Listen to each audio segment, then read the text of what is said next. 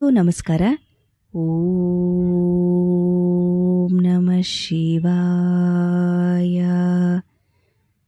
ಇವತ್ತು ನಾನು ಬಸವಣ್ಣನವರ ಕಲ್ಲೊಳಗೆ ಹೊನ್ನುಂಟು ಎಂಬ ವಚನವನ್ನು ಓದಲಿದ್ದೇನೆ. ಕಲ್ಲೊಳಗೆ ಹೊನ್ನುಂಟು, ಹಾಲೊಳಗೆ ತುಪ್ಪ ಉಂಟು, ಅಂತರ್ಯಾಮಿಯೊಳಗೆ ಶಿವನಿಹನು.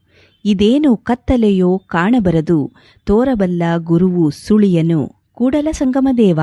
ಈ ವಚನದ ಭಾವಾರ್ಥ ಈ ರೀತಿಯಾಗಿದೆ: ಕಲ್ಲಿನಲ್ಲಿ ಕನಕವಿದೆ, ಹಾಲಿನಲ್ಲಿ ತುಪ್ಪವಿರುತ್ತದೆ.